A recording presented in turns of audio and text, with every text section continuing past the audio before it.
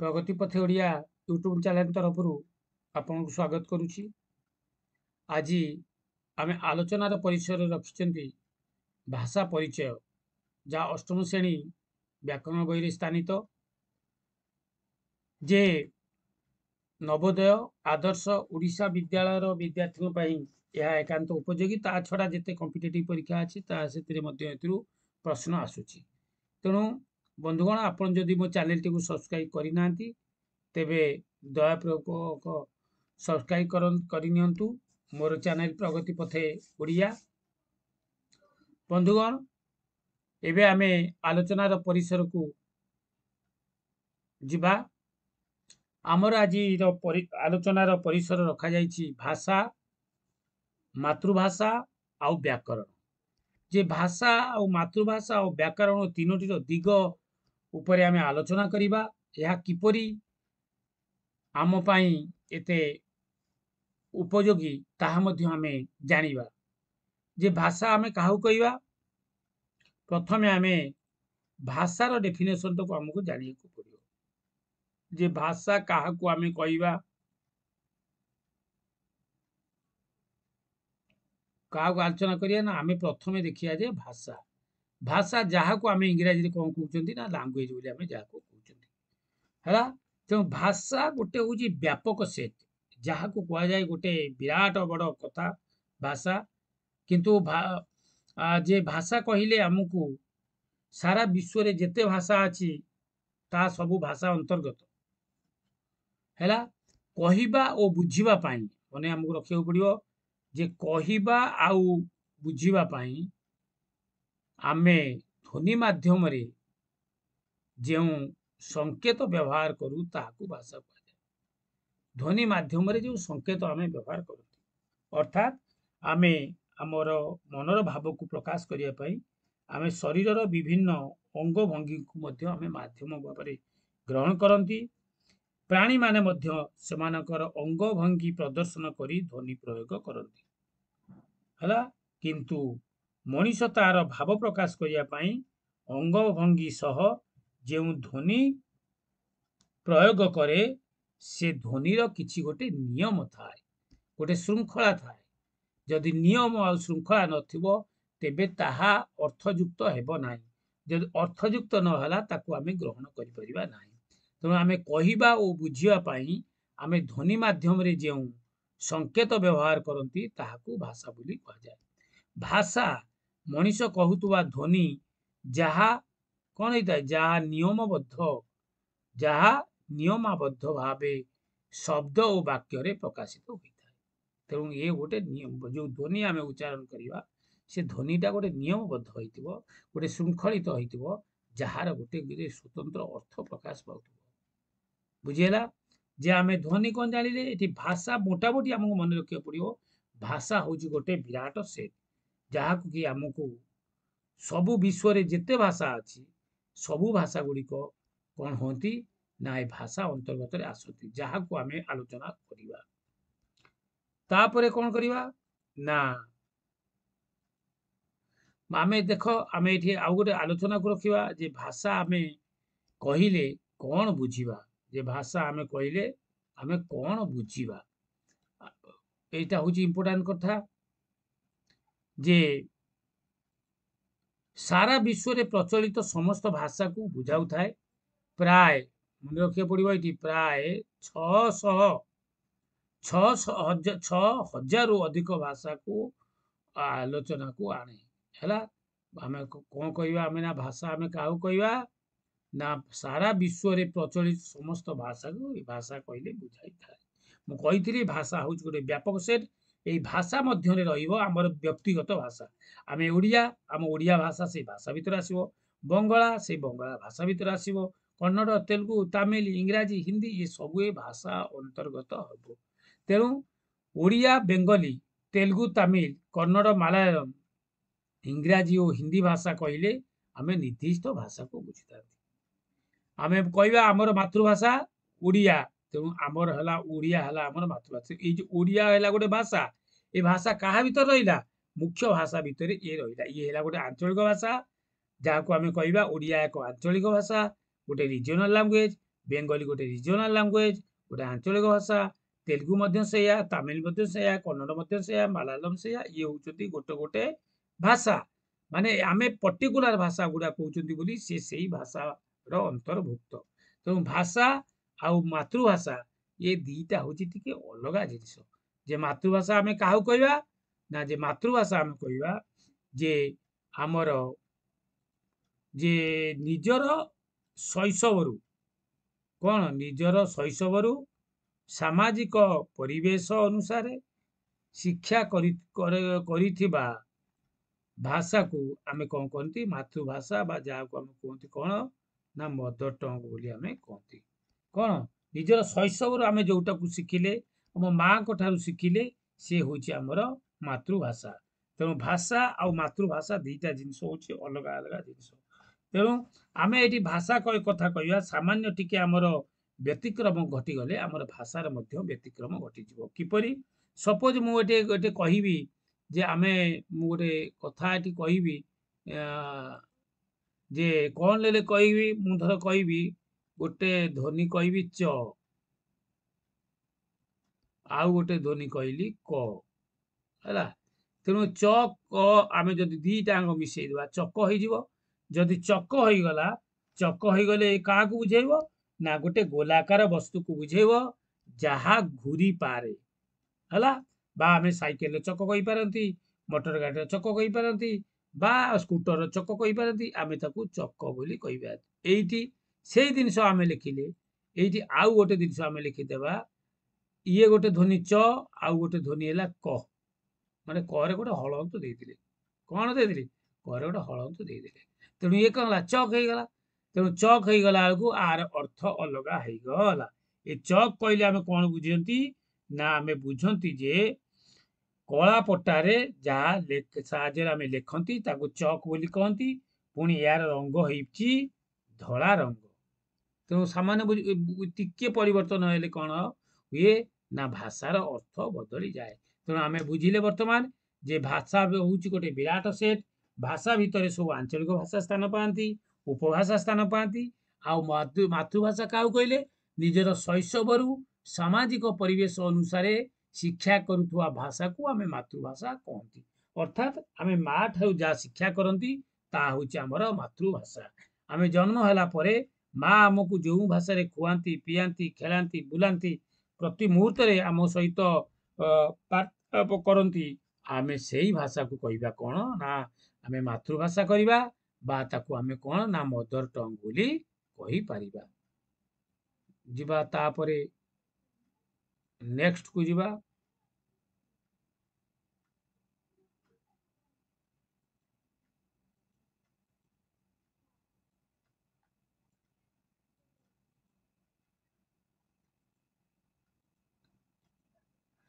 ଆଚ୍ଛା, ଭାଷା ଅଛି ବୋଲି ଶିକ୍ଷା ଅଛି, ସଭ୍ୟତା ଅଛି, ସଂସ୍କୃତି ଅଛି, ଇତିହାସ, ଭୂଗୋଳ, ଦର୍ଶନ, ବିଜ୍ଞାନ, ବାଣିଜ୍ୟ ସବୁ ଅଛି।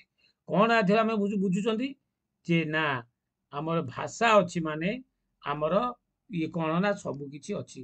କଣ ଅଛି? ଆମର ଶିକ୍ଷା ଅଛି, ଆମେ ଭାଷାରେ ଶିକ୍ଷା ଗ୍ରହଣ କରୁଛନ୍ତି। ଆଉ କଣ ଅଛି? ଆମର ସଭ୍ୟତା ଅଛି, ଆମର ସଂସ୍କୃତି ଅଛି, ଆମର ଇତିହାସ ଅଛି, ଆମର ଭୂଗୋଳ ଅଛି, ଆମର ଦର୍ଶନ ଅଛି, ବିଜ୍ଞାନ ଅଛି, ବାଣିଜ୍ୟ ଅଛି, ସବୁ ଅଛି। ତେଣୁ ଭାଷା ନଥିଲେ ଏଗୁଡ଼ିକ କିଛି ଆମେ ଜାଣିପାରିବା ନାହିଁ। ଆମର ଓଡ଼ିଆ ଭାଷା ହଉଛି ଦୀର୍ଘ 2000 ବର୍ଷ ତଳର ପୁରୁଣା ଭାଷା।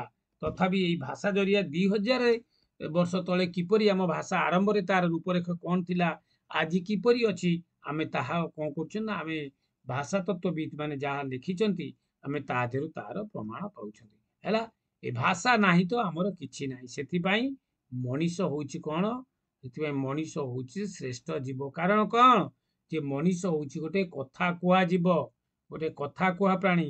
ଅନ୍ୟ ପ୍ରାଣୀ ମାନେ ତାଙ୍କର ମନର ଭାବକୁ ପ୍ରକାଶ କରନ୍ତି, ବିଭିନ୍ନ ଠାର ଠୁରା ମାଧ୍ୟମରେ ପ୍ରକାଶ କରନ୍ତି, ହେଲେ ସେମାନେ ମଣିଷ ଭଳି କଣ ନା ଭାବର ଆଦାନ ପ୍ରଦାନ କରିପାରନ୍ତି ନାହିଁ।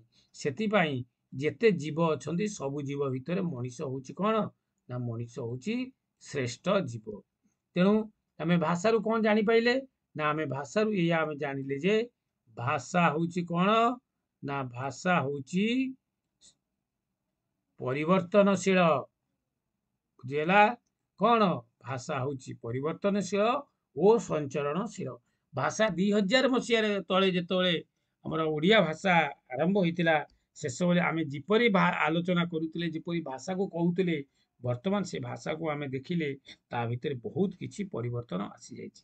तेणु भाषा केवल स्थिर हो रहे ना, यह परिवर्तनशील, या पीढ़ी पर पीढ़ी सभ्यता पर सभ्यता यह कौन करे ना गति करी चले। अच्छा तापर देखिवा जे आम ओडिया भाषार विकास क्रम को आम देखिवा जे आम ओडिया भाषा किपरि विकास रो गति पथरे आगे जाइछि। मु आगुर कहि देइछि जे आमर भाषा होछि मन रखिया पड़ियो एटा दीर्घ 2000 वर्षर पुराना भाषा। आउ कोन ये होछि षष्ठ भाषा भाबरे जे कि कोन होइछि ना शास्त्रीय मान्यता पाइथिबा भाषा बुझेला। षष्ठ भाषा भाबरे मान्यता प्राप्त पाइछि आम ओडिया भाषा। तेणु ये ओडिया भाषार विकास क्रम किपरि आम भाषा आज कौ स्तर आरंभ हो आज कौ स्तर पहुंची आम से संपर्क आलोचना करवा। किंतु पिला माने ये आलोचना होची जटिल आलोचना, ये आलोचना को मु कले बहुत समय लागिवो। तेणु किपरि आमर भाषा आज ए स्तर आसिक ए स्तर पहुंची पारिछि आमे ताको खाली मु प्रथमटा तुमको कहीदेवी तापर शेषटा को कहबी, कारण एते कथा आलोचना करने द्वारा तुम पुस्तक ना, तेणु तुम आपको आर फायदा ही तुम नहीं पार ना। देख आम प्रथम जा जे आम कौन करवा ना शिलालेखर भाषा कथा आम आलोचना करवा। कार कथा आलोचना करवा ना आम शिलालेखर कथा आलोचना करवा बुझेला। जो शिलालेख तारी कथा आम आलोचना करवा जे पिला माने देख यही जो रहा शिलालेख जो शिलालेखर कथा आलोचना करवा तार भाषा जो आम स्टार्टिंग होता प्रथमे आम शिलालेखर आम ओडिया भाषार नमूना पाई कौन लिखाई ना स्वस्ति समर मु खाने करिपु दर्प मर्दन भुजबल पराक्रम चौ सम्मुखम सरस्वती बल्लभ शिला बा शिला लिखित शकाब्द 973। अर्थात यही भाया भाषा आमर आर्य प्रथम पर्यायर थिला। धीरे धीरे आमर भाषार विकसित होला। प्रथमे शिलालेखर भाषा गला तापर शिलालेख ताम्रफलकर भाषा। तेणु मो पाखे सबु प्रकार अच्छी ये सब कहले तुम मन रखिपार कि ना। तेणु तापर चर्या गीतिकार भाषा टिके कहीदे सामान्य टिके चर्या गीतिकार भाषा जोटा कि 84 जन सिद्धचार्य चर्या गीतिकार रचना करते तार भाषा आम ओडिया भाषार विकास क्रम कि पथ अतिक्रम करिछि। जे चर्या गीतिकार भाषा को आम देखा चर्या गीतिकार भाषा कौन आम पाइबा ना नगर बाहिरी रे डोंबी तोहरी कुड़िया छोई छोई जाइसो ब्राह्मण नाड़िया आलो डोंबी तोए सम करिब मो सांग निघिन कानु कापाली जोई लांग 100 पदुमा 64 पाखुड़ी तही चढ़ी नाच डोंबी बापुड़ी। एथिरे जो शिलालेखर जो भाषा थिला चर्या गीतिकार भाषा पहुंचला बेलू टिके भाषा आउरी टिके परिवर्तन हो गलानी। जे शिशुवेदर भाषा मध्य आउरी टिके परिवर्तन घटिछि हैला। तापरे आमे आसीबा जे सारला दासकर महाभारत जे तांकर आदि पर्यायर भाषा आउ शेष पर्यायर भाषा भितर मध्य अंतर रही। आदि पर्याय लिखिला बेलू शेष पर्याय लेखा 18 खंड 18 नंबर पुस्तक प्रथम पुस्तक अपेक्षा तार भाषा मध्य आउरी मार्जित हो सारी है। तेणु वर्तमान सारला महाभारत जो शेष पर्यायर येटा टिके कहीदेवी है जे प्रथम पर्यायर भाषा मु कहूनी शेष पर्यायर भाषा कहि सारला महाभारतर एइटी कहीदे जे सारला महाभारतर शेष शेष पर्यायर भाषाटा बर्तमान ये कहीदे।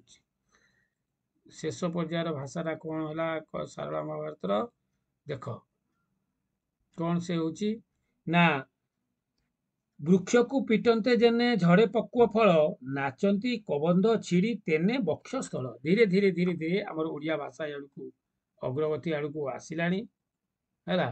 तेणु आमे कौन करवा ना आमे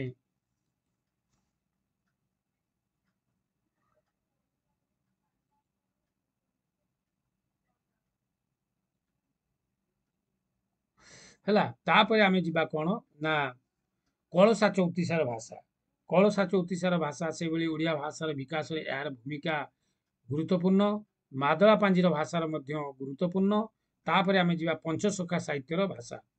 जे पंचसखा साहित्यर भाषा को आम जा देखा पंचसखा आमर जो रही जगन्नाथ दास बलराम दास अच्युतानंद दास अनंत दास शिशु अनंत दास जशवंत दास तेणु पंचसखा साहित्यर भाषा को आम टे नजर पकेबा जे कौन नजर पकेबा ये पंचसखा साहित्यर भाषा जे ओलट वृक्षे खेलुची लोटणी पारा ओठा काठी पिंजरारे नदीए धरा तेणु देख प्रथम पर्यायर भाषा धीरे धीरे धीरे धीरे परिवर्तन होपर आम देखा रीति साहित्य हूँ गोटे श्रृंखलार साहित्य तेणु ये रीति साहित्यर भाषा फेर टे क्लिष्ट होगा बसे कि जहाँपर भाषार उन्नति घटी रीति साहित्यर जे मुख्य हेले किए रीति साहित्य मुख्य हेले किए आमर कवि सम्राट उपेन्द्र भंज तेणु से लिखिले देखरे नलिनी नलिनी नलिनी रे पूरित भ्रमंती भ्रमरे भ्रमरे भ्रमर शोभित तेणु ये भाषार अर्थ जो गोटे गोटे शब्दर अर्थ तीन प्रकार तेणु ये मध्य भाषा जटिल होता तेणु भाषा धीरे धीरे धीरे धीरे धीरे धीरे कौन है ना मार्जित हो आसा पड़े रीति साहित्य जो पहुँचला से संस्कृत साहित्यर प्राधान्य रहा तेणु संस्कृत साहित्यर प्राधान्य को साहित्य को बचाइवा को जाई कौन करागला ना कवि सम्राट उपेन्द्र भंज संस्कृत समकक्ष काव्य गुड़ी को रचना कले जहाँ कोटि ब्रह्मांड सुंदरी वैदेश विलास लावण्यवती कला कौतुक इत्यादि इत्यादि से रचना कले जहाँ ओडिया साहित्यर निकटवर्ती संस्कृत साहित्यर निकटवर्ती है और ओडिया साहित्यर मानव मर्यादा को से रक्षा कले टिके भाषा टिके क्लिष्ट हवा को बसीला पुणी ये पर्यायर तापर आमर जो आधुनिक पर्याय आरंभ होची से आधुनिक जुगर जो आरंभ होची सेतबेले तार भाषा पर्याय कौन ना आउ टिके विकसित पर्याय को आसिला एवं कौन है ना तापर भाषा फकीरमोहन सेनापति एमान सब कौन कले ना भाषा को टिके मार्जित करने चेष्टा कले एवं तार ओडिया भाषार भित्तिप्रस्तर स्थापन करागला देखो रीतिजुगीय परवर्ती समय अर्थात प्राक स्वाधीनता जुगर कौ समय मन रख ना प्राक स्वाधीनता जुगर कवि तथा लेखक ये लेखक अच्छा राधानाथ राय आउ फकीरमोहन सेनापति एमान साहित्यर भाषा पंचसखा साहित्यर भाषा परी कौन है ना सरल सहज सरल तथा बोधगम्य होगा लगिला है तेणु फकीरमोहन सेनापति साहित्य गल्प उपन्यास भाषा को अवलोकन कर जना जाए साहित्यर चरित्र माने आम सहित कौन कर चरा बुला कर अर्थात आम समाजर चरित्र भाई आमको लगुच रीतिजुग परवर्ती समय जो प्राक स्वाधीनता जुगर आसिला राधानाथ राय और फकीरमोहन सेनापति से पंचसखा साहित्यर भाषा परी सहज सरल भाव से रचना करने लगिले जहाँ द्वारा जना पड़ा साहित्यर चरित्र गुड़िक सत जमी आम समाज भितर आम सहित गति करुँच चराबुला करुँच जाना पड़ा तेणु यही कौन है ना साहित्यर विभिन्न गतिविधि आउ आरंभ है ए क्षेत्र रे कौन है ना ए क्षेत्र प्रतीयमान हुए जे सर्वमूल भाषार गुरुत्व ही साहित्य को सर्वजनादृत कर सबुरी मूल किए रहा भाषार गुरुत्व यदि भाषा ना तो किसी ना भाषा रही संस्कृति अच्छी भाषा रही सभ्यता अच्छी भाषा रही मनीष अच्छी तेणु भाषा ना तो किसी ना फकीरमोहन सेनापति साहित्यर भाषा ही ओडिया भाषार बलिष्ठ प्रमाण है जे फकीरमोहन सेनापति जो रचना कले रचना ही आमको कौन ओडिया भाषार गोटे बलिष्ठ प्रमाण आमको मिलगला फकीरमोहन सेनापति 20टी गल्प एवं 4टी उपन्यास लिखिले 20टी गल्प केतटा गल्प मन रखता जे फकीरमोहन सेनापति लिखिले केतोटी गल्प ना लिखिले 20टा गल्प कईटा 20टी गल्प लिखिले आउ 4टा उपन्यास लिखिले है जो 20टा गल्प आउ 4टा उपन्यास ओडिया साहित्यर होची माइल खुंट है उपलब्धि करा जाए जे 20 शताब्दीर शेषार्धरे गणमाध्यम भाषा जेपरी आधुनिक जुग समाज को ग्रास करने को बसी भविष्य में ओडिया भाषार मौलिकता बजाय रहा संभवतः कष्टकर व्यापार हो पड़े आशा करा किंतु वर्तमान जो कौन हो ना गणमाध्यम जो उन्नति होची अत्याधुनिक समाज को जिपरी गणमाध्यम ग्रास करने बसला फेसबुक इंस्टाग्राम व्हाट्सएप जो सब ग्रास करिया को बसिलानी जे भविष्य दिने ओडिया भाषार मौलिकता बजाय रहिबा संभवतः कष्टकर व्यापार होई पड़ियो बोली आशा करा जाय। जे पिलामानक भितरे एबे मौलिकता आउ नाही, पिलामानक भितरे सृजनशीलता नाही, ସେମାନେ ଆଉ କିଛି ଭାବି ପାରୁନାହାନ୍ତି କି ଆଉ କିଛି ନୂଆ ସୃଷ୍ଟି କରିପାରୁନାହାନ୍ତି ବା ସୃଷ୍ଟି ନୂଆ ଲେଖିପାରୁନାହାନ୍ତି। କାରଣ ସେମାନେ ସୋସିଆଲ ମିଡ଼ିଆ ସହିତ ଗଣମାଧ୍ୟମ ସହିତ ଏପରି ସଂଶ୍ଳିଷ୍ଟ ହୋଇଗଲେଣି ଯେ ବିନା ମୋବାଇଲରେ ସେ ଆଉ ଚଳିପାରୁନାହାନ୍ତି। ତାଙ୍କୁ 5+3 ଯଦି କରିବାକୁ ପଡ଼ୁଛି ଏବେ ତାଙ୍କୁ ମୋବାଇଲର କାଲକୁଲେଟର ସାହାଯ୍ୟ ନେବାକୁ ପଡ଼ୁଛି। ଏଇଭଳି ସମୟ ଯଦି କଣ୍ଟିନ୍ୟୁସ୍ ରହିବ, ଏଇଭଳି ସମୟ ଯଦି ଆଗକୁ ଆଗକୁ ଗଢ଼ି ଚାଲିବ, ତେବେ ଓଡ଼ିଆ ଭାଷାର ମୌଳିକତା ବଜାୟ ରଖିବା କଷ୍ଟକର ବ୍ୟାପାର ହୋଇପଡ଼ିବ। ତେଣୁ ଏଥିପ୍ରତି ଆମକୁ ସତର୍କ ହେବାକୁ ପଡ଼ିବ, ଆମ ଭାଷାକୁ ବଞ୍ଚେଇବାକୁ ପଡ଼ିବ, ଆମ ଜାତିକୁ ବଞ୍ଚେଇବାକୁ ପଡ଼ିବ ଏବଂ ଆମକୁ ବଞ୍ଚିବାକୁ ପଡ଼ିବ। ତେବେ ଯାଇ ଆମ ଭାଷାର ମହତ୍ତ୍ୱ ରହିବ। ଆଚ୍ଛା, ମୁଁ ଏଇଠି କହିଦେଲି ଆପଣମାନଙ୍କୁ ଭାଷା କ'ଣ କହିଦେଲି, ଭାଷା ବିରାଟ ସେଟ୍ ଗୋଟେ କହିଲି, ମାତୃଭାଷା କ'ଣ କହିଲି, ଭାଷାର ବିକାଶ କ୍ରମର ବିଭିନ୍ନ ସୋପାନ ଗୁଡ଼ିକ କହିଲି। ଏହାପରେ ଆମେ ଯିବା କ'ଣ ନା ବ୍ୟାକରଣ। ଯେ ବ୍ୟାକରଣ ଆମର କ'ଣ ଦରକାର, ଆମେ କାହିଁକି ବ୍ୟାକରଣ ପଢ଼ିବା, ଯେ ବ୍ୟାକରଣ ନ ପଢ଼ିଲେ ଆମର କ'ଣ ଅସୁବିଧା ହେବ, କ'ଣ ବ୍ୟାକରଣ ମହତ୍ତ୍ୱ କ'ଣ। ଯେଉଁ ବ୍ୟାକରଣ ଯାହାକୁ ଆମେ ଇଂରାଜୀ ଭାଷାରେ କ'ଣ କହୁଛନ୍ତି, ଆମେ ଗ୍ରାମାର ବୋଲି କହୁଛନ୍ତି।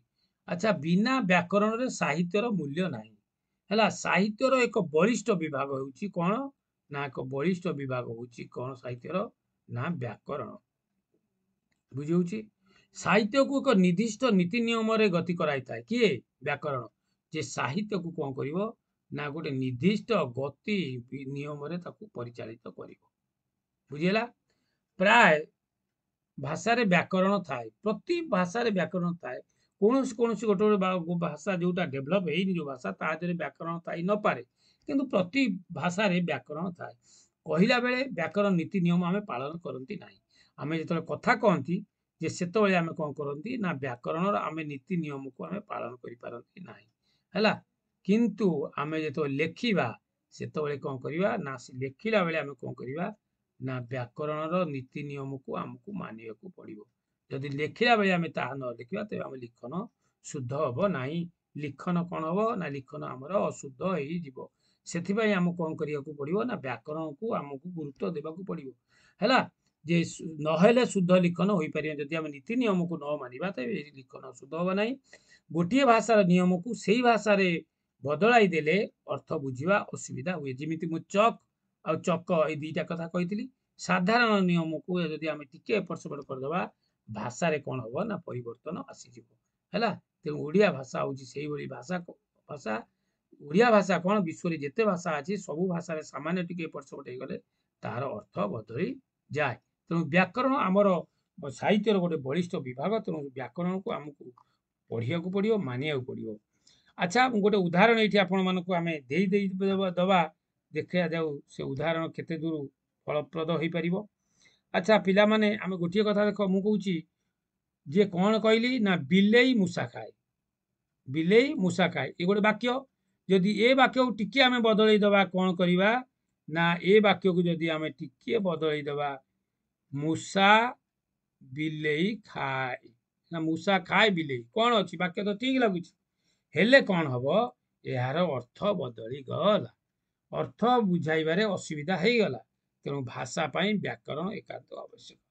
ବିଲେଇ ମୂଷା ଖାଏ, ମୂଷା ଖାଏ ବିଲେଇ, ତ ବିଲେଇ ସିନା ମୂଷା ଖାଏ, ମୂଷା କ'ଣ ବିଲେଇ ଖାଇପାରିବ? ତେଣୁ ଏଇ ସାମାନ୍ୟ ଟିକେ ଏପଟ ସେପଟ ହେଇଗଲା ବେଳକୁ କ'ଣ ହେଉଛି ନା ଅର୍ଥ ବଦଳି ଯାଉଛି। ତେଣୁ ଆମେ ବ୍ୟାକରଣ ପଢ଼ିଲେ, ବ୍ୟାକରଣ ନୀତି ନିୟମକୁ ଆମେ ଜାଣିଲେ ଆମେ ଭାଷାକୁ ଠିକ ଭାବରେ ଆମେ ଲେଖିପାରିବା। ତେଣୁ ଏଠି କ'ଣ ଆମେ ଜାଣିଲେ ନା ଭାଷା ବ୍ୟବହାର ଶୃଙ୍ଖଳା ବା ନିୟମ ଗୁଡ଼ିକୁ ବ୍ୟାକରଣ କୁହାଯାଏ। କ'ଣ କୁହାଯାଏ, ଏଇଟା ଇମ୍ପୋର୍ଟାଣ୍ଟ କଥା ମନେ ରଖିବା ଯେ ଭାଷା ବ୍ୟବହାର ଶୃଙ୍ଖଳା ବା ନିୟମ ଗୁଡ଼ିକୁ ବ୍ୟାକରଣ କୁହାଯାଏ। ବା ଆମେ ଏମିତି କହିବା ଶୁଦ୍ଧ ଲିଖନ ଓ ଶୁଦ୍ଧ ପଠନକୁ ମଧ୍ୟ ବ୍ୟାକରଣ କୁହାଯାଏ। ହେଲା, ତେଣୁ ଏଠି ଦେଖିଲେ ଭାଷା ବ୍ୟବହାର ଶୃଙ୍ଖଳା ବା ନିୟମ ଗୁଡ଼ିକୁ ଆମକୁ କ'ଣ କରିବା ନା ବ୍ୟାକରଣ ବୋଲି କହିବା। ତେଣୁ ପ୍ରତ୍ୟେକ ଭାଷାରେ ବ୍ୟାକରଣ ରହିବା ଦରକାର। ବ୍ୟାକରଣର ଗୁରୁତ୍ୱକୁ ଆମେ କେବେ ଅସ୍ୱୀକାର କରିପାରିବା ନାହିଁ। ତେଣୁ ବ୍ୟାକରଣ ହେଉଛି ଜୀବନ ବେଦ। ଆଚ୍ଛା, ତାପରେ ଦେଖିବା, ଆମକୁ ଜାଣିବାକୁ ହେବ ଯେ ଭାଷାର ନିଜସ୍ୱ ନିୟମ ଅଛି। ସବୁ ଭାଷାର, ଏଇଟା ମନେ ରଖିବାକୁ ପଡ଼ିବ, ସବୁ ଭାଷାର କ'ଣ ହେଇଛି ନା ସବୁ ଭାଷାର ନିଜସ୍ୱ ନିୟମ ଅଛି। କୋଉ ଭାଷାର? ସବୁ ଭାଷାର ନିଜସ୍ୱ ନିୟମ ଅଛି। ତା ହିଁ ସେଇ ଭାଷାର ବ୍ୟାକରଣ। ଯୋଉ ଭାଷାର ନିଜସ୍ୱ ନିୟମ ଅଛି ତାହା ହେଉଛି ସେଇ ଭାଷାର ବ୍ୟାକରଣ। ଯେକୌଣସି ଭାଷା ଶିଖିବା ଓ କହିବା ବେଳେ ସ୍ୱତଃ ସେଇ ଭାଷାର ବ୍ୟାକରଣ ଆମେ ଶିଖିଥାନ୍ତି। ଯେକୌଣସି ଭାଷା ଶିଖିଲା ବେଳେ ଯେକୌଣସି ଭାଷା ଶିଖିବା ଭାଷା ଶିଖିଲା ବେଳେ ସେଇ ଭାଷାର ବ୍ୟାକରଣକୁ ଆମକୁ ଶିଖିବାକୁ ପଡ଼ିବ, ନହେଲେ ଆମେ ବୁଝିପାରିବା ନାହିଁ। ବୁଝିହେଲା? ତେଣୁ ଆମେ ବ୍ୟାକରଣ କ'ଣ ବୋଲି ଜାଣିଲେ? ନା ଆମେ ବ୍ୟାକରଣକୁ ଏଇଆ ଜାଣିଲେ ଯେ ଭାଷାର ଶୁଦ୍ଧ ଲିଖନ ଆଉ ଶୁଦ୍ଧ ପଠନକୁ ଆମେ କ'ଣ କହିବା? ନା ଆମେ ବ୍ୟାକରଣ ବୋଲି କହିପାରିବା। ବୁଝିହେଲା? ଭାଷାର ଶୁଦ୍ଧ ଲିଖନ ଓ ଶୁଦ୍ଧ ପଠନକୁ ବ୍ୟାକରଣ ବୋଲି କୁହାଯାଏ।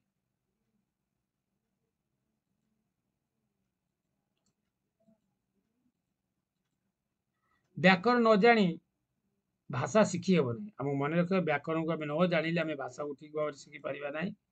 ହେଲା, ବ୍ୟାକରଣକୁ ଜାଣିବାକୁ ହେଲେ ଆମକୁ ଭାଷା ଶିଖିବାକୁ ନା ବ୍ୟାକରଣ ନ ଜାଣି ଭାଷା ଶିଖି ହେବ। ମନେ ରଖିବା, ବ୍ୟାକରଣ ନ ଜାଣି ଭାଷା ଶିଖି ହେବ, ଏହା କେବଳ ଚଳଣି ପାଇଁ। କିନ୍ତୁ ବିଜ୍ଞାନର ପ୍ରସାର, ସଂସ୍କୃତିରେ ସଭ୍ୟତାର ବିକାଶ କ୍ଷେତ୍ରରେ ବ୍ୟାକରଣ ଅତ୍ୟନ୍ତ ଜରୁରୀ। ହେଲା, ବ୍ୟାକରଣ ଅତ୍ୟନ୍ତ ଜରୁରୀ। ବିନା ବ୍ୟାକରଣରେ ଏଗୁଡ଼ା ହେଇପାରିବ ନାହିଁ। ହେଲା, ଗୋଟିଏ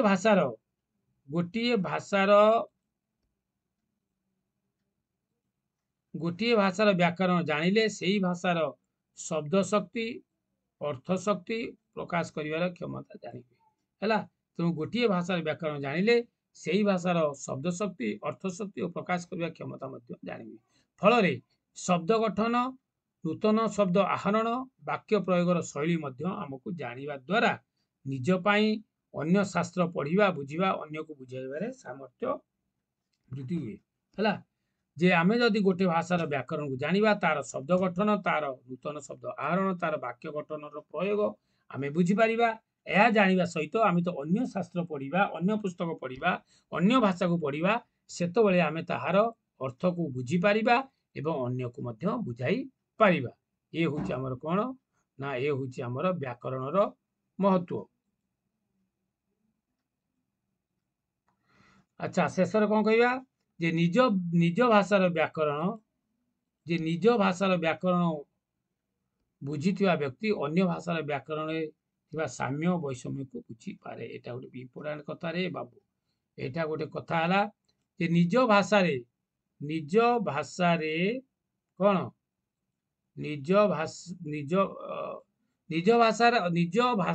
ବ୍ୟାକରଣ ବୁଝୁଥିବା ବ୍ୟକ୍ତି ଅନ୍ୟ ଭାଷାର ବ୍ୟାକରଣରେ ଥିବା ସାମ୍ୟ ଓ ବୈଷମ୍ୟକୁ ବୁଝିପାରେ।